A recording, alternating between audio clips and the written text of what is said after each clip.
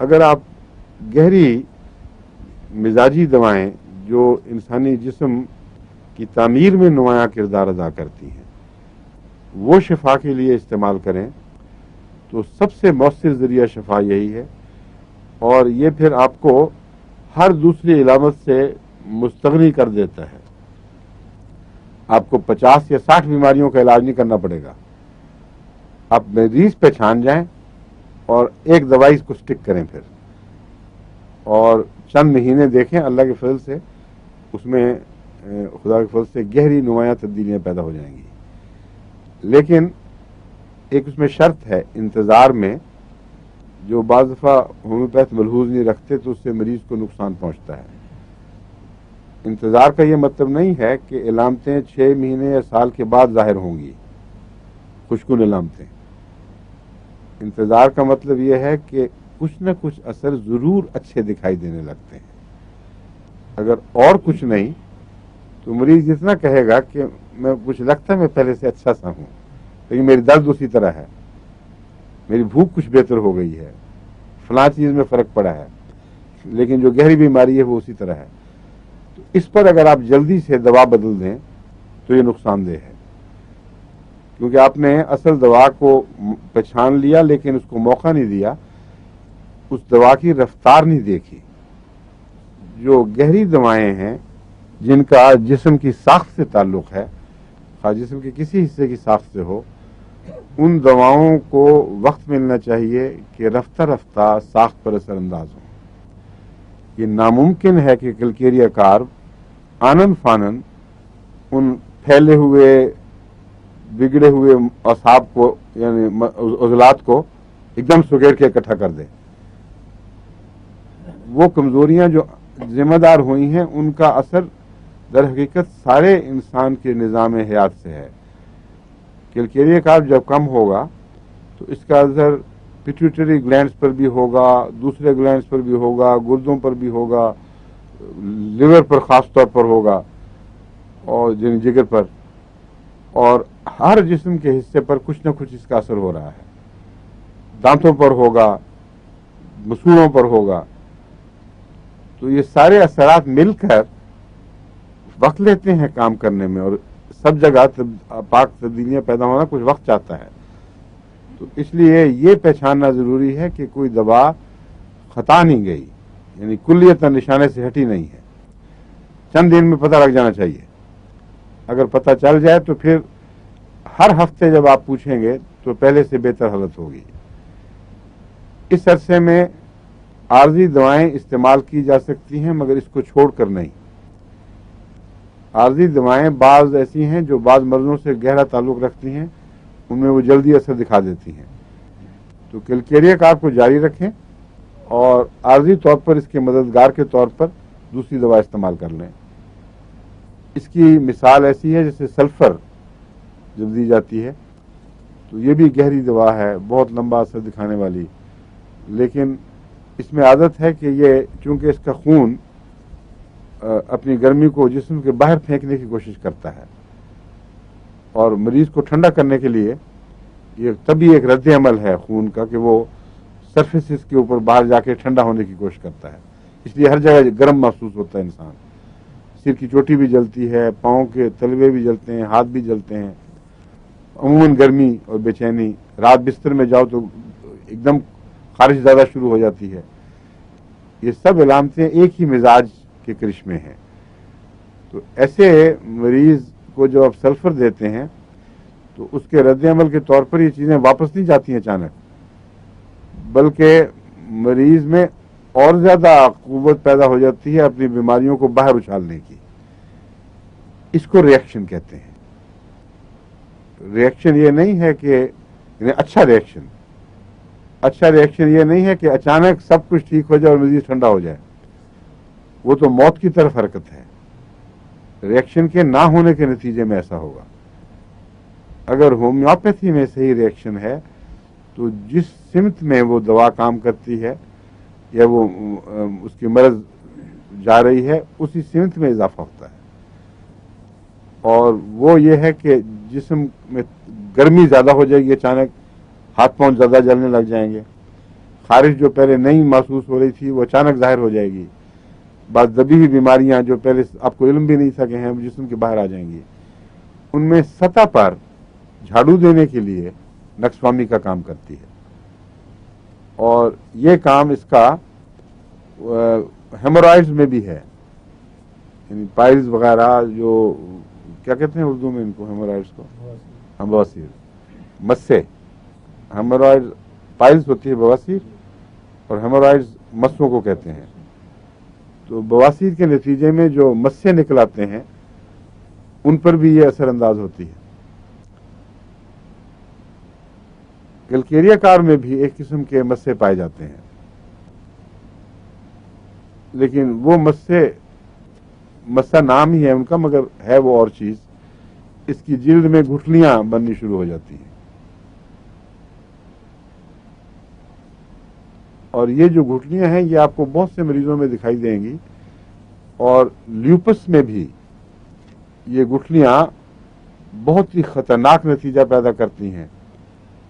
بعض چہرے آپ نے بگڑے ہوئے ایسے دیکھے ہوں گے جس میں جگہ جگہ سے گنبڑ نکلے ہوئے اور پھولے ہوئے جلد کے اوپر گنبڑ بننے شروع ہو گئے جو سب کوٹینس ہوتے ہیں. جلد کے نیچے کچھ مواد اکٹھا ہو کر وہ گٹھلی سے بن جاتی ہے جو ہلائیں تو ہلتی ہے. اس کی جڑیں کہیں ہڈی وغیرہ میں پیوستہ نہیں ہوتی اور یہ نان کینسرس ہیں, کینسر والے نہیں ہیں لیکن ہیں بہت مصیبت اور ایسا حلیہ بگاڑ دیتے ہیں انسان کا کہ سوائے اس کے کہ قریبی اپنی رحم شفقت کی وجہ سے ان سے تعلق رکھیں وہ لوگ گھبراتے ہیں ان کے قریب ہونے سے, حالانکہ لگنے والی بیماری نہیں ہے.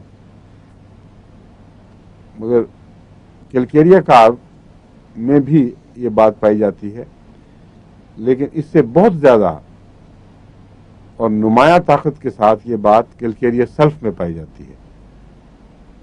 مگر وہ اب میں بتاؤں گا آپ کو کیلکیریا سلف کی باتیں اس میں بتا دوں گا.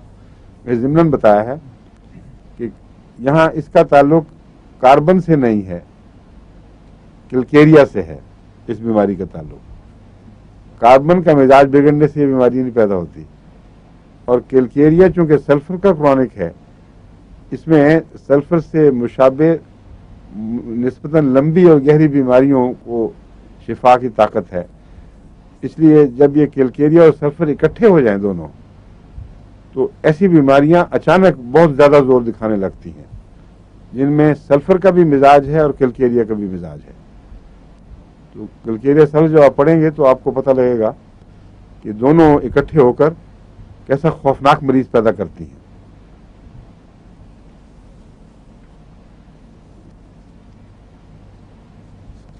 تو ہیمورائڈز میں نے بتایا تھا کیلکیریا میں نمایاں ہوں گے کیونکہ یہ سلفر کا کرونک ہے اور وہاں جہاں سلفر نے کام چھوڑ دیا وہاں مسے جو اس کے بواسیر کے نتیجے میں پیدا ہوتے ہیں ان میں کیلکیریا کارب بھی ایک قابل توجہ دوا ہے لیکن روٹین کے طور پر نہیں کام آئے گی.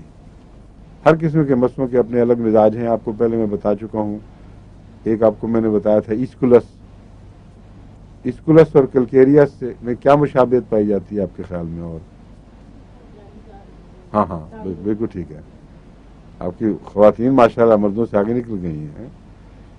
یہ انہوں نے جو ہے نا ہماری منصورہ اعجاز صاحبہ انہوں نے یاد کرایا ہے کہ وہ جو ویریکوس وینز پیدا ہوتی ہیں جالیاں سی بنتی ہیں اور نیلی رگیں یوں معلوم ہوتا ہے جیسے ان میں پیپ پھٹ جائے گی. احساس ایسا ہے جیسے کچا پھوڑا پکنے سے پہلے کا احساس ہوتا ہے لیکن ہوتا کچھ نہیں. بالکل یہی شکل اسکولس کے بواسیری مسوں میں ہوتی ہے. وہ تکلیف دہ بڑے ہوئے جلتے ہیں, خون ان کے اندر گل سڑ رہا ہے اور انسان کہتا ہے کہ چلو اب پیپ بنے گی اور دفع ہوگا یہ, لیکن پیپ بنتی نہیں اور کرونک سٹیج ہے جو ہر وقت تنگ کرتی ہے. اس کے لیے کیلکیریا کارب کام نہیں آئے گی. کیلکیریا کا اس سے کوئی تعلق نہیں. اس کے لیے اسکولس چاہیے. تو ملتی جلتی چیزیں ہیں لیکن ان کے اندر فرق ہوگا اور اسکولس اور کیلکیریا کی پہچان اتنی نمایاں ہے کہ اس میں کوئی وجہ نہیں کہ آپ شبہ میں مبتلا ہوں. لیکن کرونیسٹی یعنی پرانا ہو جانا بیماری کا جو مدھم رفتار سے آگے بڑھتی ہے، آ کے بیٹھ رہتی ہے، وہ کیلکیریا کا حصہ ہے۔ اسکولس میں آغاز ہی سے مزاج ملتا جلتا ہے اس کا۔ اسکولس کے مسئلوں کا مزاج لمبی بیماری کے بعد بگڑ کر یہ نہیں بنتا، بلکہ شروع سے ہی ملتا جلتا اس کا مزاج ہے، تو وہ پہچانا جاتا ہے۔ کیلکیریا نے پہلے سلفر سے سفر اختیار شروع کیا اور رفتہ رفتہ ٹھہر کر پھر کیلکیریا کی کرونیسٹی یعنی اس کے کیا کہتے ہیں اس کو اردو میں، کرونیسٹی کو مزمن شکل یعنی دائمی بیماری کی شکل اختیار کر لی۔ اس میں لمفیٹک گلینڈز پر حملے کا رجحان پایا جاتا ہے۔ یہ جو ہماری گردن کے دونوں طرف چھوٹے چھوٹے گلینڈز ہیں، یہ یہاں بغل میں بھی آ جاتے ہیں اور پھر آ کے ہماری چھاتی کے گلینڈز میں بھی داخل ہوتے ہیں۔ ان کا گہرا تعلق پھر آگے یوٹرس تک چلتا ہے۔ اگر کسی کو یوٹرین کینسر ہو اور وقت پر یوٹرس کو ریموو نہ کیا جائے تو خطرہ ہوتا ہے کہ میموری کینسر بھی ہو جائے، خطرہ ہوتا ہے کہ اس میں لمفیٹکس میں وہ داخل ہو جائے اور پھر بڑی مشکل ہو جاتا ہے اس کو قابو کرنا۔ اسی طرح پروسٹیٹ کا کینسر بھی لمفیٹکس میں داخل ہونے کی کوشش کرتا ہے۔ پھر یہ مثانے کا کینسر بھی اور بہت سے کینسر ہیں جو لمفس گلینڈز میں چلے جائیں تو پھر وہ بہت زیادہ خطرناک ہو جاتے ہیں، ان کو قابو کرنا مشکل ہے۔ کیلکیریا کارب ایک بہت اہم دوا ہے جو کینسرس رجحانات کو روکنے میں بھی مفید ہے اور لمفس کی بیماریوں پر اس کا بڑا اثر ہے۔ اس لیے گلینڈز لمفس کے علاوہ بھی اگر پھول جائیں، انڈیوریٹ کہتے ہیں اس کو، کریں انڈیوریشن شروع ہو جائے، ان میں پھول کر سختی آ کے تو جتنا سائز بڑا تھا وہ بیماری ہٹنے کے بعد واپس نہ جائے بلکہ وہیں ٹھہر جائے، پھر اگلی بیماری اور تھوڑا سا بڑھا دے۔ اس رجحان کو کیلکیریا دور کرتی ہے اگر کیلکیریا کا مزاج ہو۔ یہ بار بار یہ کہنا پڑتا ہے کہ اس کو ٹکسالی کی اس طرح دوا کے طور پر استعمال نہیں کر سکتے۔ کیلکیریا کی جو علامتیں آپ کو میں نے سمجھائی ہیں، مریض ایسا ہوتا ہے، اس کی یہ شکل ہے، یہ طرز ہے، بنیادی طور پر اس میں کیلشیم کا مزاج بگڑا ہوا ہے، اس کا توازن بگڑا ہوا ہے، یہ اگر علامتیں پائی جائیں تو بیماری کا نام خواہ کینسر ہو، جو مرضی رکھ لیں، خدا کے فضل سے کیلکیریا اس پر اثر انداز ہوتی ہے اور بہت مثبت نتائج پیدا کرتی ہے۔